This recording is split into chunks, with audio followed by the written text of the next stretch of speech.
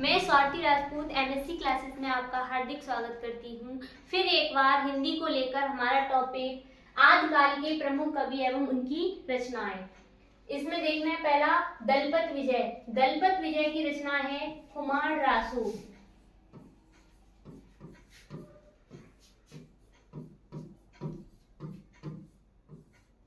फिर है हमारे दूसरे कवि चंदवरदाई। चंदवरदाई की रचना है पृथ्वीराज रासो।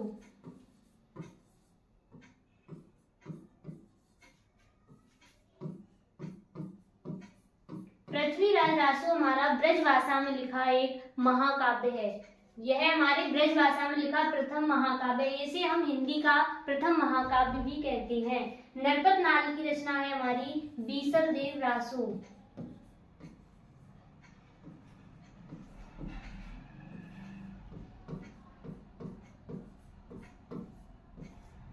फिर है हमारे जगनिक। जगनिक की रचना है परमार रासो।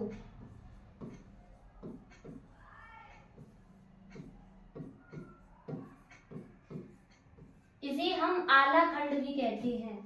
परमार रासो को आला खंड भी कहते हैं।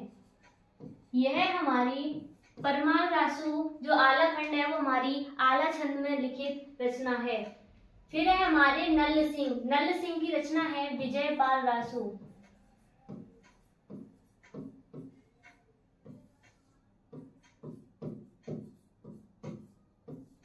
फिर है हमारे सारंगधर। सारंगधर की रचना है हम्बीर रासो।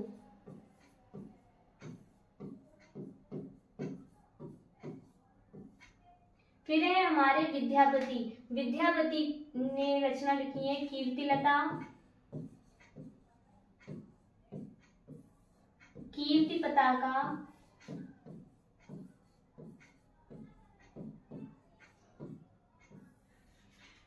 और पदावली। विद्यापति की ये रचना पदावली मैथिली भाषा में लिखित है, इसलिए इन्हें विद्यापति को हम मैथिल कोकिल भी कहते हैं। इन्हें मैथिल कोकिल की उपाधि दी गई है और ये रचनाएं कीर्तिलता और कीर्ति पताका अवहट्ट भाषा में लिखी गई हैं। फिर है हमारे सरहपा। सरहपा की रचना है दोहा कोश।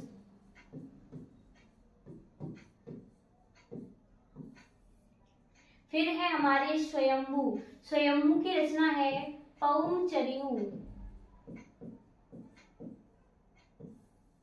फिर है हमारे अब्दुल रहमान। अब्दुल रहमान की रचना है संदेश रासक।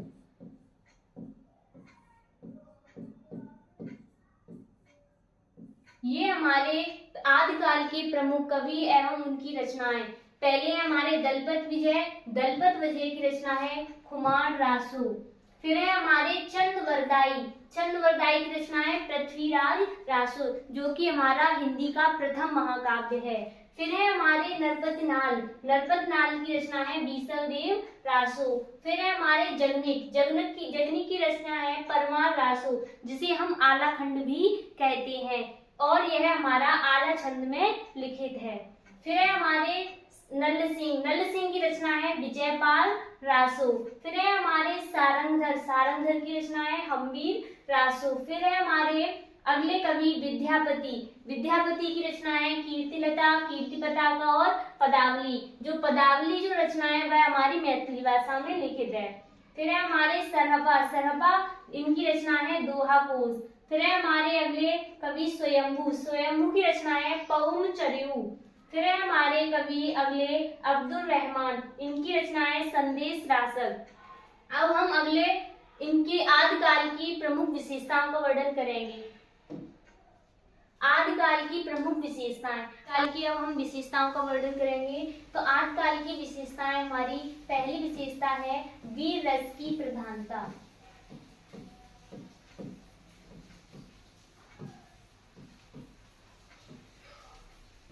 वीर रस की प्रधानता। दूसरी विशेषता है हमारी कवियों का दरबारी होना।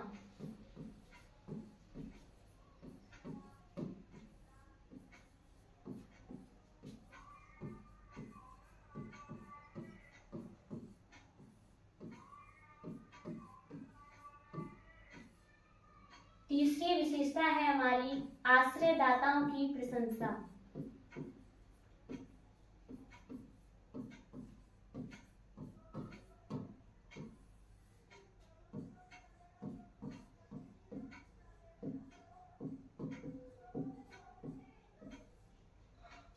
चौथी विशेषता है हमारी रासो ग्रंथों की अधिकता।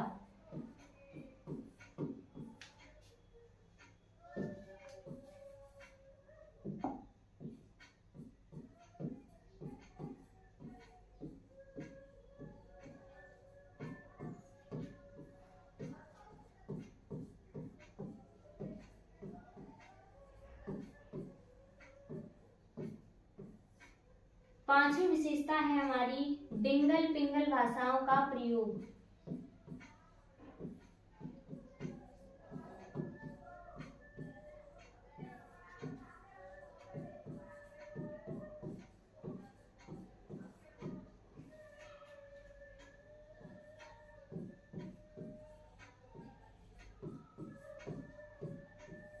ये हमारी आदिकाल की विशेषता है। पहली वीर रस की प्रधानता।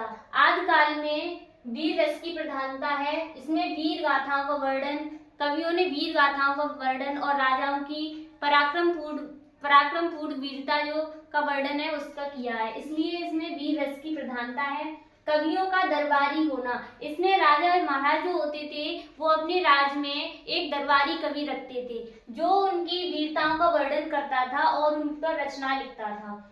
फिर है हमारी आश्रयदाताओं की प्रशंसा, मतलब जो राजा होते थे वो दरबारियों को आश्रय प्रदान करते थे, कवियों को आश्रय प्रदान करते थे। फिर है हमारी रासो ग्रंथों की अधिकता।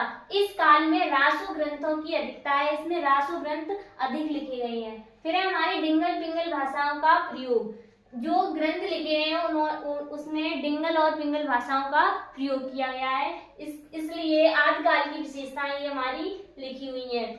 अब हम अगली जो कराएंगे वो हमारा भक्ति काल हुआ। शेष आज के लिए इतना ही। धन्यवाद।